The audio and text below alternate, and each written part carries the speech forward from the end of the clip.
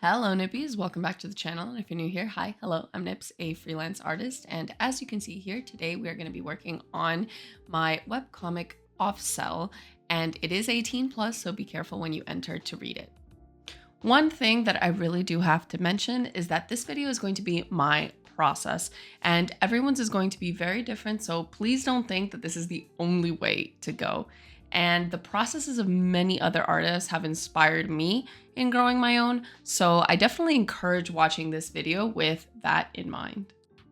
Today's focus is going to be chapter 6, and this is the finished product.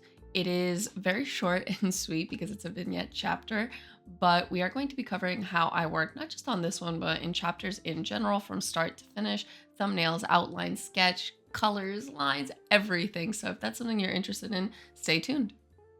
All right, so the first thing I do is figure out what my chapter is going to be about, and I start creating an outline.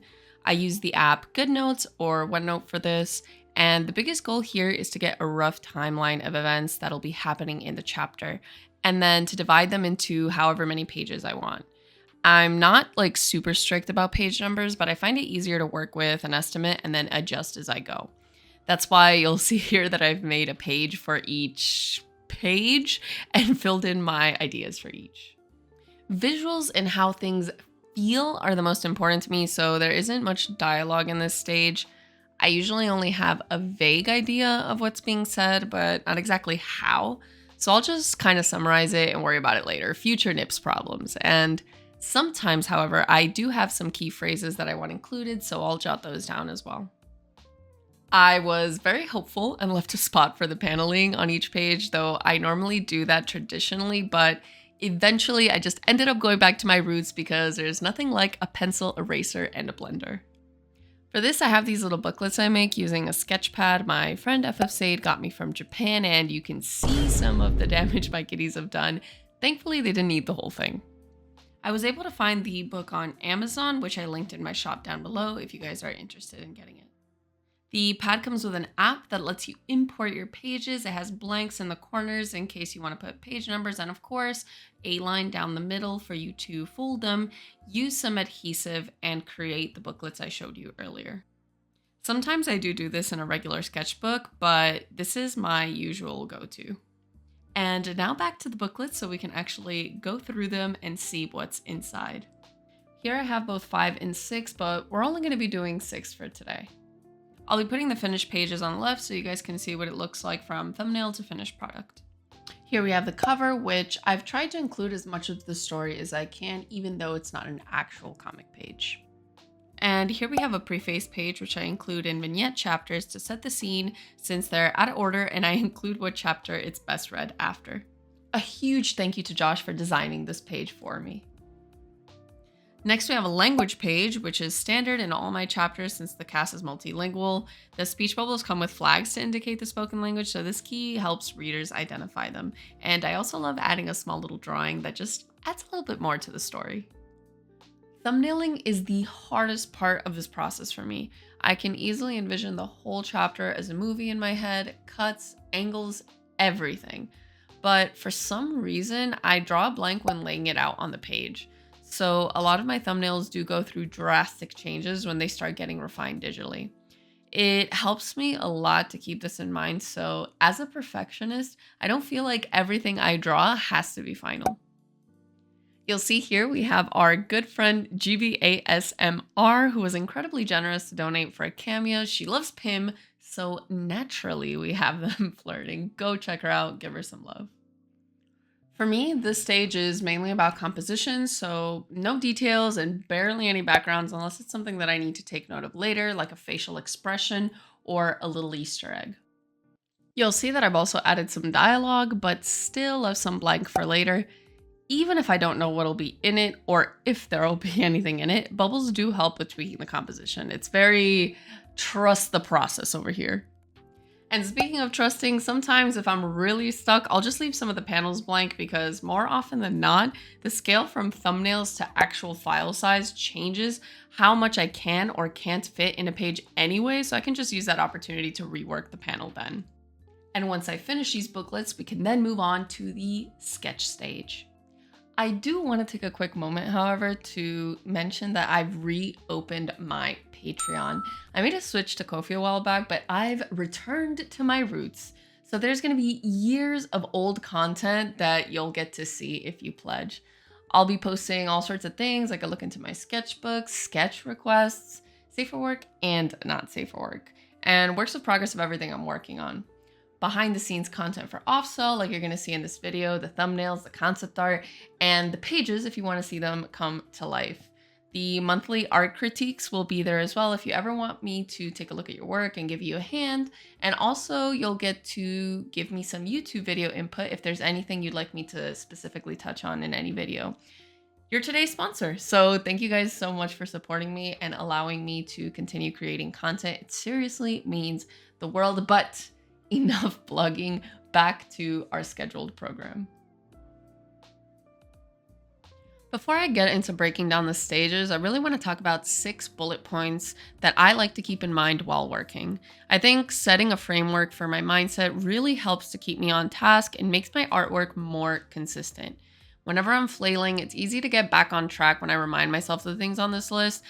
I don't always follow them to a T because of course there are exceptions, but I try not to stray too far. Number 1 is liking your content. This is a tough one for me, so do as I say and not as I do. I feel like I always create the best content when I'm enjoying what I'm creating and not overthinking whether people will like the outcome or not. There's nothing wrong with being constructively critical, but not to a point that it's putting you down or discouraging you from drawing. It's hard sometimes to not cringe at what you're drawing, especially comics, but I'm trying to hammer in that everything is somewhat cringe and that's okay. I'm cringe, but I'm free. Overanalyzing this can sap any enjoyment from what you're doing and usually stifles the quality and the quantity of your output. So while you're drawing, through the ups and downs, try to keep in mind why you're creating. Now I'm going to transition into the actual work part of the process, art style. When creating a comic, not just a chapter, it's important to have an established aesthetic and technical look, not just for visuals, but for practical time execution. Depending on what your deadlines look like, the style you choose will be highly affected by them. So really think about what kind of story you're trying to tell. What's your focus? Characters, setting, vibes? When do you release? Daily, weekly, monthly? Is it webtoons format, regular pages? Or maybe every chapter is a different art style. That sounds kind of fun. Then experiment until you find something you like that you can boil down to some key qualities so that you can follow those guidelines and keep your comment looking consistent. Your style will evolve and you will improve over time. There's nothing you can do about that. So the consistency, so to speak, will be broken naturally, but that's part of the growth. Those of you that have been following OFFcell will know I've redrawn the comic 3 times, which is just one of the many reasons I don't have as much content as I should, considering it was created 10 years ago. I know.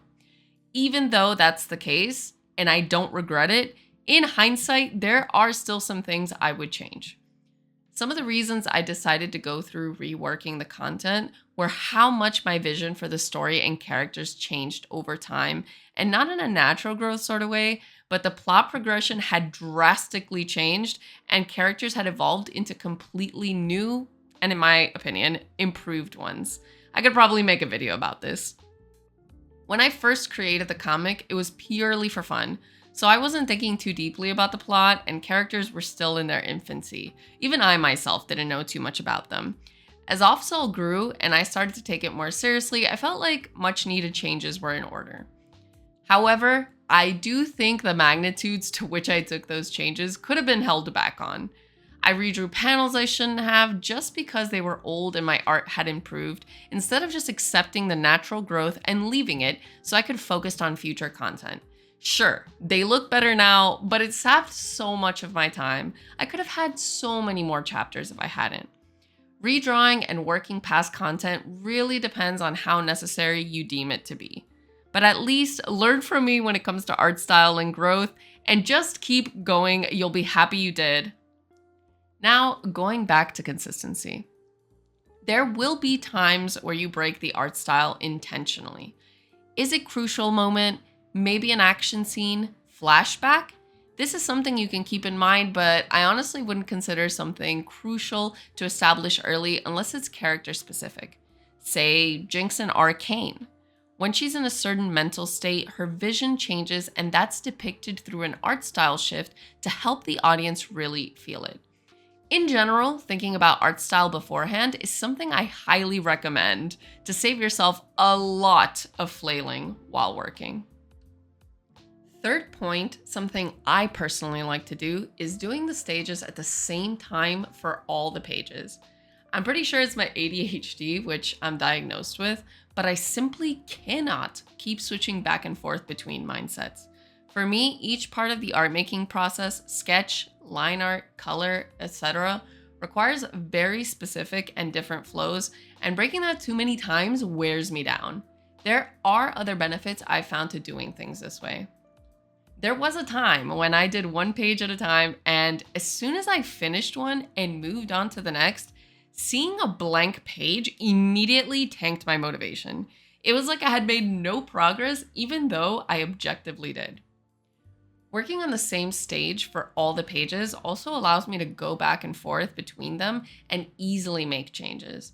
I cannot tell you how tilted I would get when I'm 10 pages into a chapter and changing some paneling or adding extra art here made me want to go back and also rearrange, add things on an earlier page, only to find it completely done and basically have to redo everything. This is something I now have the luxury of not having to do because I chose to release on a by-chapter basis instead due to this past experience. So, I strongly suggest getting familiar with how your mindset affects your workflow and try to tailor how you create your comic around it. The next point ties a bit into the last one, but I think it's important enough to make it its own bullet, and that is momentum. In my opinion, the feeling of feeling like you're constantly making progress is important to channel for as long as possible. It makes the quality of my work better, and I work faster. It's like running, falling, and then having to get back up only to start all over and recover your pace/mental. I want to avoid that. So even though I like to work on the same steps at the same time, I do break this sometimes in order to keep momentum. Say I've been struggling with line art for a while and get frustrated about how long it's taken me, so I add a bit of flat colors just to see it start coming to life, and it suddenly fills me with motivation to keep going. Same with being stuck on a sketch and adding some line art even though I'm not done. So to me, momentum is more important than the rules of the process because I'm someone who spirals easily, so preserving mental is number one. Which leads to my next point. Rest is part of the job, even if you like working. This one is pretty self-explanatory, so I won't elaborate too much, but a good night's sleep or engaging in some hobbies outside of work is important to give your mind a break and reset so you can come back with fresh eyes. And as someone who feels guilty when they're not working, this has taken me such a long time to learn, and I oftentimes still struggle. I can draw for 16 hours straight, but the quality of my work starts deteriorating around the 6 or 7 hour mark.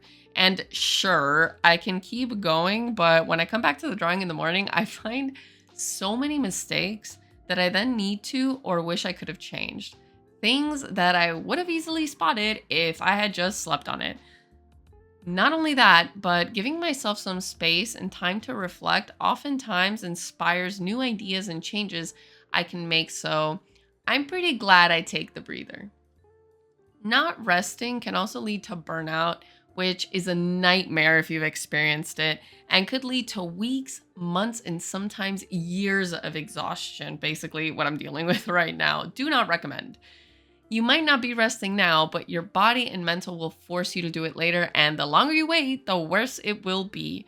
Not everyone has the luxury of treating a case of burnout with continuous rest, and are forced to work in these conditions for a long time, so please take care of yourselves. Future you will thank you.